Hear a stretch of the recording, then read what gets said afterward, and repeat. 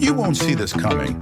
The flakiest meat pie, easier and tastier, is ready in just a few minutes. Subscribe to Hoy Receptan. We're going to make an amazing flaky meat dish Wellington style, but much easier and faster. You won't make your life complicated, and you'll get a finger-licking result. If you dare, make it and let me know what you're going to fill it with in your case. Look how simple. A tenderloin, in my case pork, and as you can see, some hot oil in a pan. And we keep turning it until all sides are brown. This is important. It needs to be seared, sealed all around. That way, when we cook it, all the juices will stay inside and it'll be delicious and juicy. On the other hand, we take a sheet of puff pastry, also called a slab, and also a sheet. Well, the point is that we roll it out. Perfect. And in the central area, but without reaching the edge, we place the filling to enjoy. In my case, look how simple it is. Some slices of cheese and some slices of cooked ham. Can you swap it for Serrano ham? Yes, for bacon, for whatever you want. The point is to give the meat a different touch. Once you have it, you place the tenderloin, but pay attention to the detail. Should I leave it resting? Because I'm going to add salt, I'm going to add freshly ground black pepper, and I'm going to flip it over. To do the same thing on both sides so it's perfectly seasoned with salt and pepper. A simple little trick, quick and mess-free, that gives it a sensational touch. You cover it with another layer of filling and top it with the puff pastry itself. That easy? My trick? Well, I do it gently with freshly washed hands, and I press the puff pastry a little against the roll we have inside. That basic trick. Also, I'm going to take a bit of the dough itself because we'll have a little left over so I can give it a touch and decorate it. Don't worry, it's going to be very simple. All right, we have the roll. We press it well, mark the sides so it doesn't open up, and make sure it's sealed on the sides too.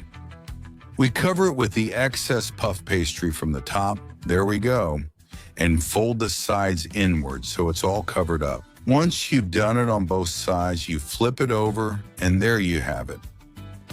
A piece of puff pastry pie.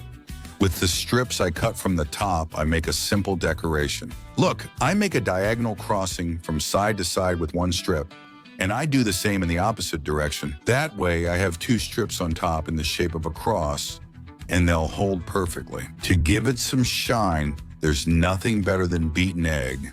So we beat an egg and brush it on. If you have a kitchen or pastry brush, use it. If not, just spread it with your clean hand. Once you've spread it on well, there's just one last step left, which is the easiest of all. Simply use a fork to poke the surface well so the puff pastry can breathe and doesn't puff up. Act with love and attention to detail. Why? Because we need a lot of little holes so it turns out nice and even. Holes so it's ready to go in the oven. Ready, did you see? I put cooked ham and cheese on it. No complications. Complications, me. You can also try it with Serrano ham or any other filling. Medium, medium, just a bit, just a bit, just a bit, just a bit, just a bit. And now it's time to bake. I have the oven preheated to 200 degrees Celsius, which is about 395 Fahrenheit, with heat from the top and bottom. That's essential. And we're going to cook it for 30 to 40 minutes. When you see that it's golden brown, cover it.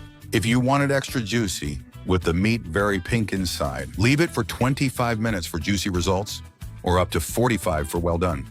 In my case, since I want it pretty well done, I'm going to leave it for 40 minutes exactly. And then look at that amazing cut.